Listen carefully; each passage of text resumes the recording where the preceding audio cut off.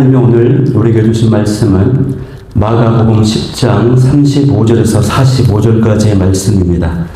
마가복음 10장 35절에서 45절까지 말씀을 제가 봉독해 올려드리겠습니다. 세베대의 아들 야고보와 요한이 주께 나와 여짜오되 선생님이여 무엇이든지 우리가 구하는 바를 우리에게 하여 주시기를 원하옵나이다. 이르시되 너희에게 무엇을 하여 주기를 원하느냐? 여짜오되 주의 영광 중에서 우리를 하나는 주의 우편에 하나는 좌편에 앉게 하여 주옵소서. 예수께서 이르시되 너희는 너희가 구하는 것을 알지 못하는도다. 내가 마시는 잔을 너희가 마실 수 있으며 내가 받는 세례를 너희가 받을 수 있느냐? 그들이 말하되 할 수 있나이다. 예수께서 이르시되 너희는 내가 마시는 잔을 마시며 내가 받는 세례를 받으려니와 내 좌우편에 앉는 것은 내가 줄 것이 아니라 누구를 위하여 준비되었든지 그들이 얻을 것이니라.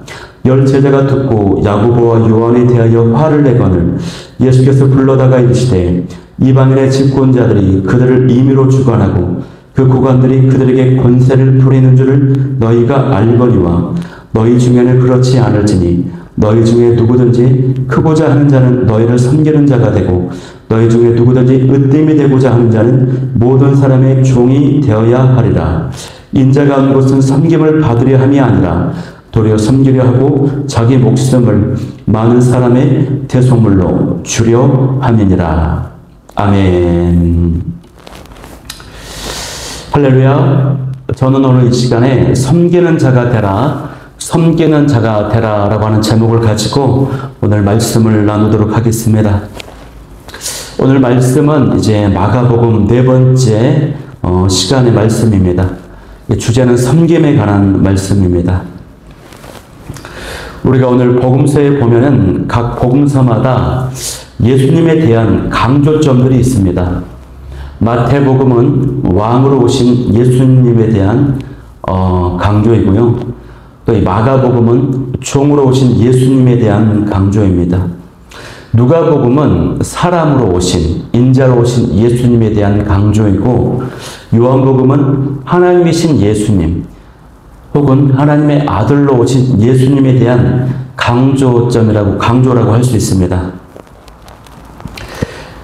이처럼 마가복음은 섬기시고 순종하시고 고난당하시는 예수님의 모습이 잘 나타나 있어서 이 종의 복음서라는 말로도 불립니다. 이처럼 이 종의 특징은요, 무엇입니까? 섬기는 것입니다. 그리고 그 섬김의 최고 절정은 바로 십자가에서의 죽으심이 바로 최고의 절정이라고 할 수 있어요. 그래서 이 마가복음서를 기록한 이 마가는 예수님의 섬김과 고난과 죽으심을 강조하기 위해서 예수님께서 예루살렘에 입성하신 이후에 그 일주일에 관한 그 기록을 마가복음 전체에서 절반에 차지할 정도로 그 비중을 할애하고 있다고 하는 것입니다. 마가는 예수님께서 섬기기 위해 이 땅에 오셨다, 그리고 죽기까지 우리를 섬기시고 사랑하셨다, 이 사실을 우리에게 말씀하고 있는 것입니다. 이 핵심적인 메시지를 우리가 마음에 새기는 가운데 오늘 본문을 살펴보고자 합니다. 오늘 본문의 사항을 보면요, 지금 예수님이 제자들과 예루살렘으로 올라가고 있는 상황 가운데 있습니다. 이 말은 예수님께서 지금 십자가를 지러 가신다, 죽으러 가신다라고 하는 뜻입니다. 그래서 이때의 상황과 분위기가 앞 구절인 32절 말씀을 보면은 잘 나타나 있는데요. 거기 보면은 예루살렘으로 가시는 길에 예수님께서 제자들 앞에 서서 가시는데 이 제자들이 놀라워하고 두려워했다라고 기록되어 있습니다. 왜 제자들이 놀라워하고 두려워했을까요? 그것은 그만큼 예수님의 마음이 비장한 마음인 것입니다. 죽음을 각오하고 나아가는 결연한 모습으로 그 예루살렘을 가고 있었기 때문에 평소와는 사뭇 다른 분위기가 있었던 것이에요. 그런데 이때 야고보와 요한이 예수님 앞으로 나와서 이런 요청을 하는 것입니다. 선생님이여, 무엇이든지 우리가 구하는 바를 우리에게 하여 주시기를 원합니다. 이렇게 요청을 하는 거예요. 이 갑작스러운 질문을 받으신 예수님은요, 이 두 제자에게 물으십니다. 너희에게 내가 무엇을 하여 주기를 원하느냐? 이렇게 물으셨어요. 그러자 제자들이 주의 영광 중에 우리를 하나는 주의 우편에, 하나는 좌편에 앉게 하여 주옵소서 이렇게 요청을 하는 것입니다. 여러분, 야고보와 요한은요, 한 형제입니다.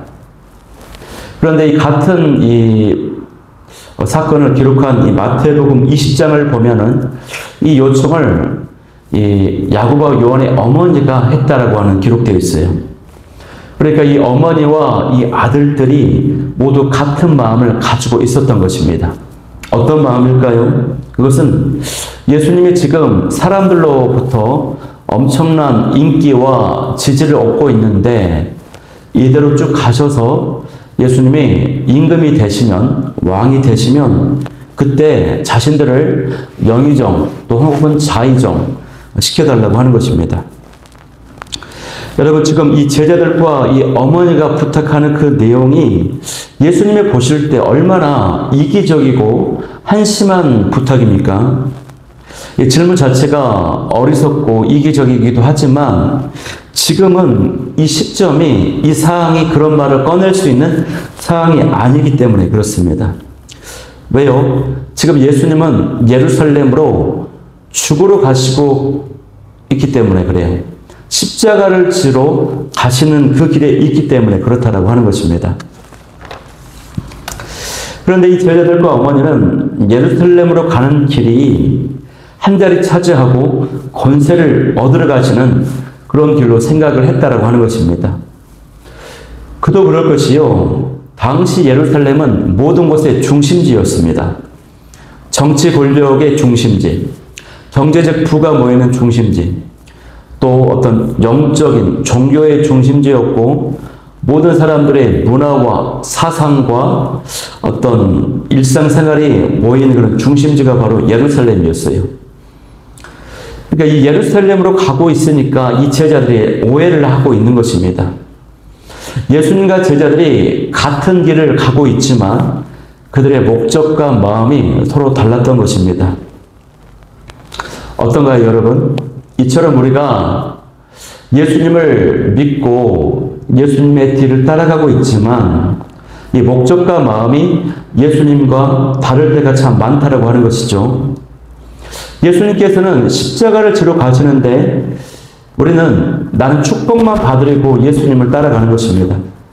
예수님은 죽으러 가시는데 나는 나만 살겠다고 예수님의 뒤를 따라가는 것이에요. 이때 이 제자들을 바라보시는 예수님의 마음이 어떠셨을까요? 또 오늘날 우리의 모습을 바라보시는 예수님의 마음이 어떠셨을까요? 33절 말씀을 보면은요, 예수님은 방금 전에 제자들에게 말씀하셨거든요. 무엇이라고 말씀하셨습니까? 내가 지금 종교 지도자들에게 넘겨지고 능욕받고 침뱉음 당하고 죽임을 당할 것이다. 채찍을 당할 것이다. 이런 가르침을 주셨습니다. 그런데 이것이 무슨 의미인지를 이 제자들이 모르는 것입니다. 깨닫지를 못하는 것이에요. 이 귀로 듣긴 들었어도 제자들의 생각과 마음이 또 그들의 삶을 변화시켜 주지는 못했다고 하는 것입니다. 그들에게 영향을 미치지 못했다고 하는 사실이에요. 그런데 여러분 어떻습니까? 저와 여러분의 모습이 이 제자들의 모습과 같지 않습니까? 오랫동안 신앙생활을 해오면서 그가 수많은 말씀과 훈련을 받았지만 또 십자가, 헌신, 인내, 수고, 사랑, 용서 이런 말씀들을 듣게 들었어도 그런 영적 훈련을 받았어도 실제적인 우리의 삶 가운데 이렇다 할 변화와 능력이 또 영향을 보여주지 못하고 있다고 하는 것입니다. 저를 비롯해서 우리는 여전히 내가 잘 되는 것에 관심이 많습니다. 내 문제가 해결되는 것에만 관심이 많아요.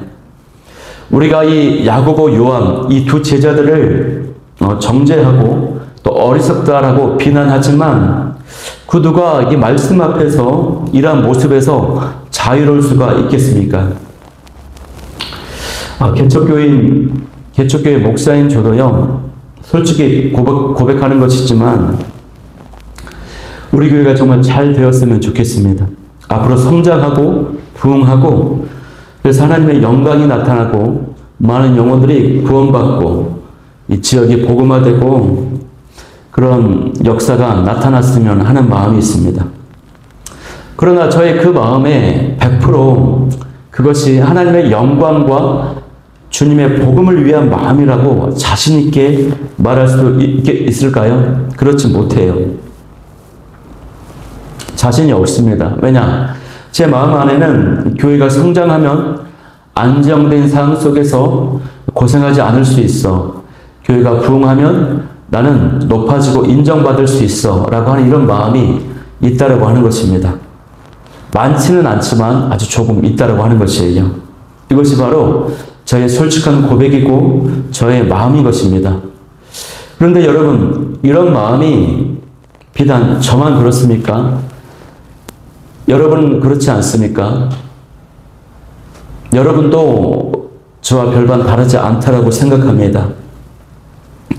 이 제자들도 보면요, 이 야고보와 요한 이 두 명의 제자들이 이 야고보와 요한 이 두 명의 제자들만 그랬을까요? 아닙니다. 나머지 10명의 제자들도요 모두 똑같았어요. 이 기록을 보면은 이들의 모습 때문에 10명의 제자들이 분노했다라고 나와 있습니다. 화를 내었다라고 하는 것이에요. 41절 말씀에 보면은 10 제자가 듣고 야고보와 요한에 대하여 화를 내거든. 왜 화를 내었을까요? 이 제자들도 자기들도 영의정 되고 싶고 자의정 하고 싶은데 야고보와 요한이 먼저 선수를 쳤다라고 하는 것입니다. 앞전에 그 사항을 보면은 9장 34절에 보면요, 이 제자들이 내가 크냐 네가 크냐 하면서 다투었다라고 하는 기록이 있어요. 그러니까 그 좋은 자리 먼저 내가 차지했어야 했는데 야고보와 요한이 먼저 예수님께 청탁을 했다라고 하는 것이죠. 그 기회를 빼앗겼다라고 하는 이 사실을 인해서 분노하고 다투었다라고 하는 것입니다. 여러분, 이 제자들 전부가 왜 이런 모습을 가지고 있었을까요? 그것은 예수님을 따라가고는 있지만 그들이 여전히 세상의 방식과 가치관을 완전히 벗어나지 못했기 때문입니다. 여러분, 당시 로마 제국이 지배했던 이 세상의 방식은요, 다른 사람 위해서 군림하는 것입니다. 힘을 숭상하고 권력을 추구하는 것입니다. 그래서 위계 질서가 명확하고 지배하고 억압하고 섬김을 받고 높아지려고만 하는 것이에요. 이것이 당시 세상을 지배하는 로마 제국의 방식이고 가치관이었어요. 그런데 이 제자들이 그 당시에 이런 방식을 완전히 버리지를 못한 것입니다. 여전히 세상의 방식과 가치관을 그대로 가지고 있었던 것입니다. 그런데 이러한 세상의 방식은 우리가 속한 오늘날의 세상과도 같아요. 오늘날도 똑같이 그런 방식으로 이 세상이 작동하고 있는 것입니다. 왜냐하면 그 세상의 방식은요, 제약된 인간의 심성이 근본적으로 변화되지 않는 한 변화될 수 없는 방식이기 때문에 그렇습니다. 그래서 예수님께서는 이 세상의 가치관과 방식에 물들어 있는 이 제자들에게 그러한 모습을 본받지 말라고 그런 마음을 담아서 오늘 42절에서 44절까지 말씀을 주시는 것입니다. 그 내용을 보면은 세상 이방인들의 권력자들, 권력을 지니고 있는 자들이 그 권력을 가지고 자기 마음대로 조종하고 권세를 부린다. 그런데 너희는 그렇게 해서는 안 된다라고 말씀하고 있는 것입니다. 바로 세상을 본받지 말라는 그 말씀을 주시는 것입니다. 왜 그렇습니까? 너희는, 이 제자들은 바로 하나님 나라의 백성이기 때문에 그렇습니다. 하나님 나라의 백성은 하나님 나라의 작동 방식을 추구해야 한다고 하는 것입니다. 그러면 여러분, 이 세상과는 다른 하나님 나라가 작동되는 그 방식이 무엇입니까? 그것은 먼저 섬기는 자가 큰 자가 된다고 하는 것이에요. 모든 사람의 종이 되고자 하는 자가 으뜸이 되게 된다고 하는 것이에요. 먼저 수고하고 희생하고 고난을 받으면 높임받고 영광을 차지하게 된다. 이것이 바로 하나님 나라의 방식이라고 하는 것입니다. 여러분 모두는 이 말씀에 동의하시지요? 이것이 예수님의 말씀이기 때문에 동의하지 않을 수가 없는 것입니다.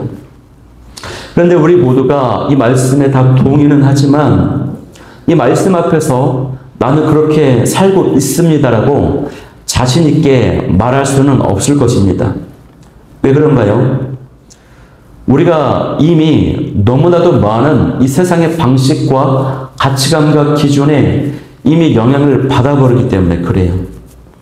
어떤 분은 나는 영향받지 않았다라고, 나는 하나님 나라의 기준과 방식을 가지고 살아가고 있다라고 항변할 수 있을지도 모르겠습니다. 그런데 여러분, 제가 두 가지 예시를 한번 들려드릴 테니까 이 예시를 들으시고 여러분 마음속의 반응이 어떻게 나타나는지를 한번 살펴보시기 바랍니다. 그러면 여러분이 영향을 받으셨는지 그렇지 않은지가 한번 진단이 될 것입니다. 첫 번째 예시인데요. 수원의 어떤 교회에서 아주 신앙 좋은 장로님, 권사님 부부가 계셨습니다. 그분들에게는 3명의 자녀가 있었는데요. 그런데 그 중에 첫째 아들이 굉장히 자랑스러운 아들이에요. 왜냐하면 연세대학교 의과대학을 졸업하고 의사가 되었습니다. 그리고 이분이 대학 교수님과 결혼을 해서 한 가정을 이루고 있었어요. 이 가정은요, 이 첫째 아들의 가정은 그 가정의 자랑이기도 했지만 그들이 다니는 교회의 자랑이기도 했습니다. 그런데 어느 날 이 아들 부부가 갑자기 의사를 그만두고 교수를 그만두고 아프리카 선교사로 가겠다고 한 것입니다. 그것을 응답을 받았다라고 이야기하는 거예요. 그러자 집에서 난리가 나버렸습니다. 이 장로님, 권사님 부부가 반대하는 것입니다. 안 된다. 그 좋은 직장, 의사, 교수 내려놓고 어떻게 선교사를 갈 수 있냐고, 안 된다는 것이. 장로님과 권사님은 교회에 가가지고 내 아들 좀 말려달라고 주변에 막 장로님, 권사님, 또 심지어 목사님에게 막 이렇게 이야기를 하는 것입니다. 교회 모든 분들도 그건 아닌 것 같다고, 귀한 그 직분을 내려놓고 가는 것은 아닌 것 같다고 다 야단이 난 거죠. 여러분, 단순히 선교사가 가치 있는 길이기 때문에 그 길을 찬성해야 된다고 하는 것이 아닙니다. 만약에 이 아들이 의사가 아니라 백수였다면 선교사 가는 길을 반대했겠습니까? 아마도 막 지지하고 찬성했을 거예요. 그런데 이들의 반응이 왜 이렇게 큰 겁니까? 그것은 이들이 의사고 교수이기 때문에 그랬다고 하는 것입니다. 여러분, 우리가 만약에 정말로 세상의 방식이 아닌 하나님 나라의 방식과 가치와 기준을 가지고 있었다면 이 아들의 결정과 이 부부들의 결정에 칭찬하고 박수치면서 지지를 보냈을 것입니다. 그런데 여러분, 그 이야기를 들었을 때 여러분 처음에 드는 그 마음이 어떤 마음입니까? 아이고, 아깝다. 정말 그게 맞나 하고 의구심이 들지 않습니까? 여러분, 두 번째 또 예화가 있습니다. 저는 대학생 때에 몸담았던 선교단체가 있는데요. 그 선교단체가 굉장히 규모가 크기 때문에 세계적인 선교단체입니다. 이름만 대도 아는 선교단체예요. 그 단체가 이제 대륙별로 본부가 있습니다. 근데 한 나라의 선교단체 본부만 해도 규모가 있는데 한 대륙을 책임지는 그 본부의 최고 리더가 되시는 그분께서 은퇴를 하시고 그 본부 센터에 화장실 청소를 하는 겁니다. 새벽마다 청소를 하기 시작해요. 그랬더니 후배 간사님들과 직원들, 스태프들이 아주 난리가 나버린 거예요. 여러분, 예를 들면 여러분 교회의 담임 목사님께서 은퇴를 하시고 그 목사님께서 새벽마다 화장실 청소를 한다고 생각을 한번 해보세요. 변기소를 들고 변기를 막 닦는 겁니다. 마디자루 들고 막 닦아요. 걸레를 들고 막 닦는 거예요. 그 장면을 상상해 보면 여러분의 마음에 어떤 마음이 듭니까? 대부분 자연스럽다라고 하는 마음보다는 놀라운 마음, 신기한 마음이 들 것입니다. 왜냐? 그것은 일반적이지 않은, 절대 일어날 수 없는 일이기 때문에 그래요. 만약에 그런 일이 있다라면 막 주변에 막 자랑하고 다닐 것입니다. 간증하고 다닐 것입니다. 아름다운 삶의 모범이라고 간증거리가 될 거예요. 그런데 여러분, 사실 이런 모습은요, 성경적으로 보면 아주 자연스러운 모습이에요. 이런 모습들이 정말 대단하고 놀라운 일인 것처럼 여겨지는 이유는 왜 그렇습니까? 그만큼 우리가 이미 세상의 가치관과 방식에 영향을 받아버리기 때문에 그렇다고 하는 것이에요. 그런데 여러분, 낮아지고 섬기고 하는 이 모습은요, 예수님이 보여주신 삶의 모습이고 지극히 성경적인 모습이라고 하는 것입니다. 여러분, 예수님의 모습을 한번 상상해 볼까요? 예수님은 하나님의 아들이십니다. 그런데 이 예수님께서 십자가를 지실 때요, 못 박혀 돌아가실 때 실오라기 하나 걸치지 않으셨다고 하는 것 사실입니다. 그야말로 이 알몸으로 온갖 수치와 모욕과 조롱을 당하셨다고 하는 것이에요.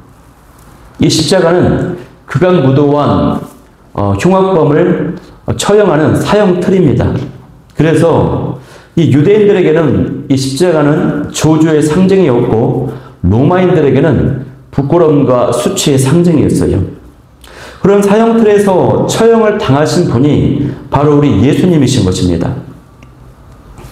예수님께서는 섬김을 받기 위해 이 땅에 오신 것이 아니에요. 도리어 섬기려 하고 자기 목숨을 많은 사람의 대속물로 주시기 위해서 이 땅에 오셨던 것입니다. 이것이 바로 예수님의 정신이고 성경의 정신이에요.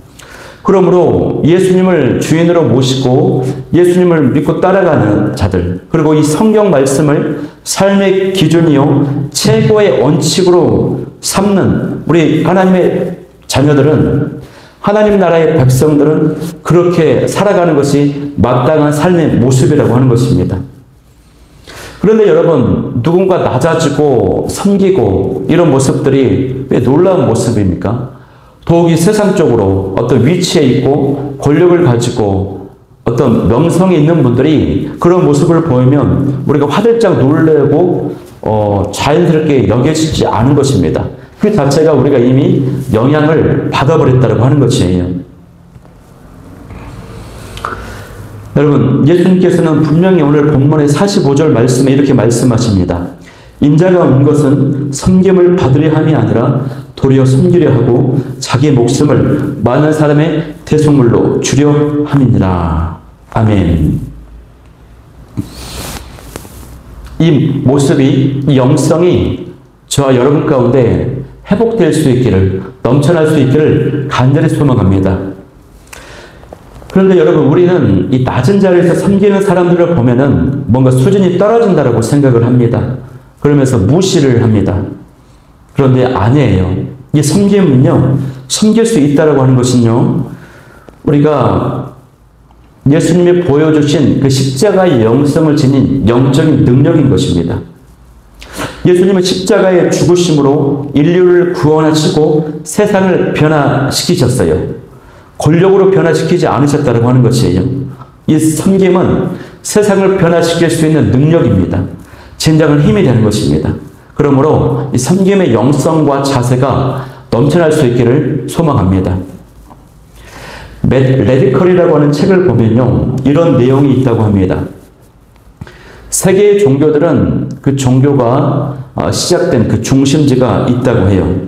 그리고 오랜 시간이 지났어도 그 중심지가 바뀌지 않았다고 하는 것이에요. 예를 들면 이슬람교의 중심지는 바로 사우디아라비아, 메카입니다.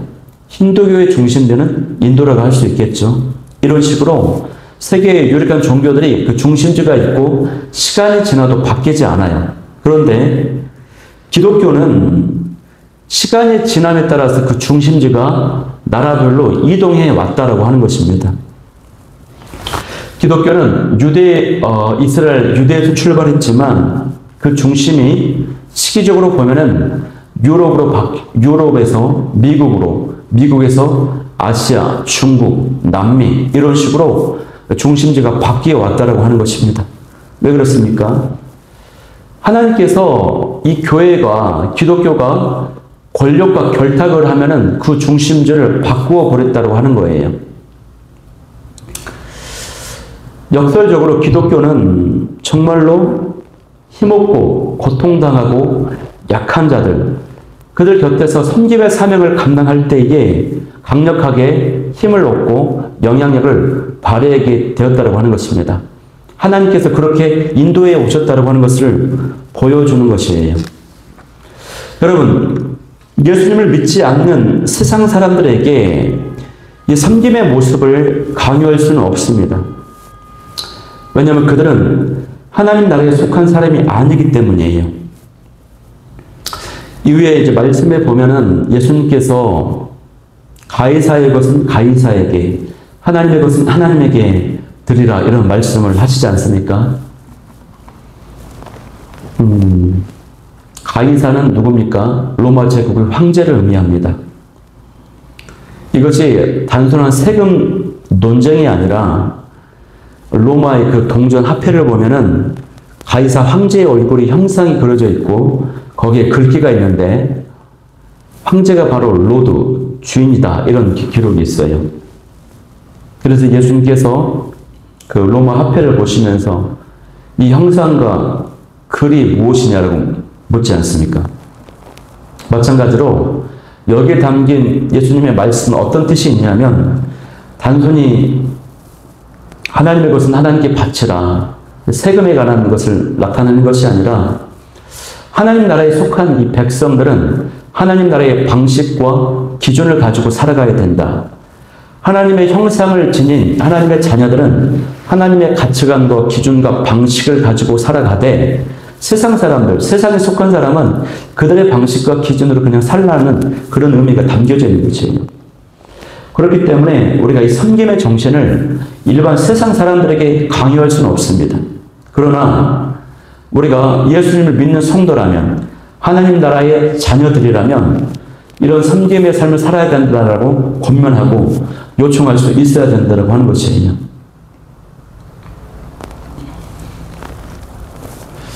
한국 개신교 초기에 많은 선교사님들이 이 땅을 밟고 복음을 전하고 순교를 당하셨습니다. 그 사연들을 보면은 너무나 감동적인 섬김과 사랑의 모습이 많이 나타나요. 그런데 저도 개인적으로 아주 조금 섬기고 있는 선교사님이 계시는데 이번에 이제 국경지대에 내전에 분쟁 지역에서 난민 사역을 하시는 분입니다. 그러니까 이제 거의 목숨을 걸고 사역을 하실 때가 있어요. 국경지대에서 배를 타고 강물을 따라 올라가서 산에 들어가서 난민들을 이제 부호품을 막 나눠주는 사역을 하시는 겁니다. 분쟁 지역이기 때문에 막 가끔씩 막 총소리도 들리고 수류탄도 터지고 이럴 수가 있는 겁니다. 가끔씩 그 선교사님이 기도 편지를 보내주는데 거기에 보면은 이런 글이 있었어요. 개인적으로 지난번에 갑상선 암과 기미센 종양을 겪으면서 교훈을 얻게 된 것이 있는데 그것은 바로 삶은 기회라고 하는 것입니다. 다시 살 수 있다면, 다시 건강해질 수 있다면, 또 무언가를 더 열심히 할 수 있는 기회, 더 배울 수 있는 기회, 더 사랑할 수 있는 기회, 무엇보다 하나님의 심판대 앞에 섰을 때 더 부끄럽지 않을 기회, 그런 기회들 말입니다. 이런 기록이 적혀 있었습니다. 제가 이 글을 읽고요, 참 이분은 저희 1년 선배이지만 참 나랑은 참 다르다 이런 생각이 들었어요. 나랑은 다른 차원의 세상을, 그야말로 하나님 나라의 백성으로 하늘에 속한 사람이다 이런 생각이 들었다는 것이죠.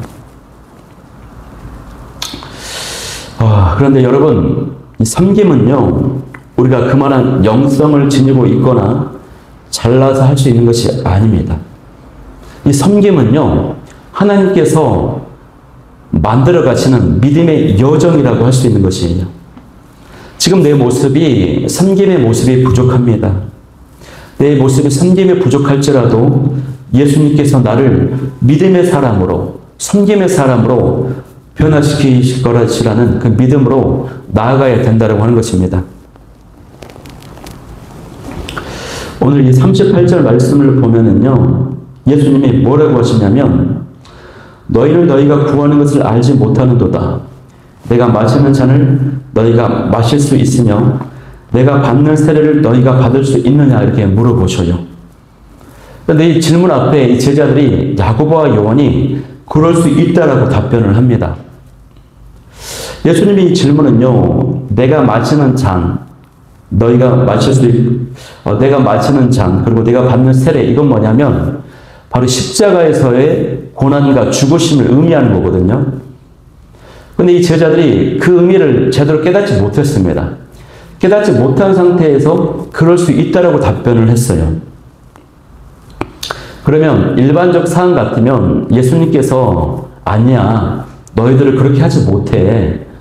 내가 말하는 그 고난이 무슨 고난인지 알고 있느냐고, 십자가의 죽으심이 얼마나 큰 고통과 죽음인지 아느냐고 반문하면서 책망할 수도 있으셨는데 예수님이 그렇게 하지 않으셨다고 하는 것입니다. 왜 그렇습니까? 예수님께서 이 제자들이 지금은 이 의미를 깨닫지 못하지만 이들이 언젠가는 섬김의 사람이 될 것이라고 하는 그것을 믿음으로 보고 계셨어요. 그래서 예수님께서 이들에게 39절에 이렇게 말씀하셔요. 너희는 내가 마시는 잔을 마시며 내가 받는 세례를 받으려니와 이렇게 말씀을 하셨다고 하는 겁니다. 예수님의 이 예언적 말씀처럼 야고보와 요한은요, 어떤 삶을 삽니까? 섬김의 삶을 살게 돼요. 결국에는 야고보는 이 제자들 중에서 가장 먼저 순교를 당하는 순교자가 됩니다. 사도행전 12장에 나오죠. 반면에 또 이 요한은요, 가장 오랫동안 제자들 중에서 가장 오랫동안 삶을 살아가면서 밤모샘의 유배가 되기도 하고 요한복음과 요한계시록을 기록하는 사도 요한, 사랑의 사도가 됩니다. 무엇입니까? 지금은 연약하고 지금은 예수님의 이 말의 뜻도 깨닫지 못하지만 결국 우리 주님께서 이들을 섬김의 사람으로 바꾸어 주셨다고 하는 것입니다. 여러분, 우리가 지금 이 섬김의 말씀을 들으면서 섬김의 삶을 살아야 되는데 나는 부족하고 연약하고 완전하지 않을 수 있어요. 그래도 괜찮습니다. 하나님께서 우리의 순종하고자 하는 그 마음, 우리의 그 믿음을 보시고 우리를 진짜 섬기는 사람으로 바꿔 가실 것이기 때문에 그렇습니다. 그러므로 이기적이고 부족한 나도 하나님의 섬김의 사람으로, 섬김의 도구가 될 수 있다고 하는 그 믿음을 가지고 우리 주님 의지하며 인도함 받는 저 여러분이 될 수 있기를 간절히 소망합니다. 여러분, 섬김과 관련해서 우리가 명심해야 될 두 가지가 있습니다. 그건 뭐냐면요, 첫 번째는 현재 내가 누리고 있는 이 모든 것이 나의 실력과 능력으로 된 것이 아니라고 하는 사실입니다. 내가 먼저 누군가의 섬김과 사랑을 받았기 때문에 이 자리까지 올 수 있었다고 하는 사실, 이것을 기억해야 됩니다. 무엇보다 우리는 예수님의 십자가 사랑과 은혜로 구원받았습니다. 나의 나던 것은 오로지 주의 은혜입니다. 예수님께서 말씀하십니다. 너희가 거저 받았으니 거저 주라 라고 말씀하세요. 그러니 우리가 이 받은 섬김, 그 사랑을 흘려보내는 통로가 되어야 될 줄 믿습니다. 두 번째 섬김과 관련해서 명심해야 될 것은 뭐냐면 지금 내가 처한 삶의 현장 가운데서 바로 이 섬김을 실천하기로 결단해야 된다고 하는 것입니다. 상황이 주어지면 섬겨야지. 회사에서 막 승진하면 섬겨야지. 경제적으로 여유가 생기면 섬겨야지. 아닙니다. 그런 상황은요, 오지 않을 수도 있고요. 그때가 되면 또 다른 상황과 조건과 핑계거리가 생깁니다. 그러므로 섬김은요, 지금 바로 이 자리에서 섬기기를 결단해야 된다고 하는 것입니다. 여러분, 지금 바로 여러분이 처한 삶의 그 현장에서 섬기기를 결단하고 실천할 수 있는 저와 여러분이 다 될 수 있기를 소망합니다.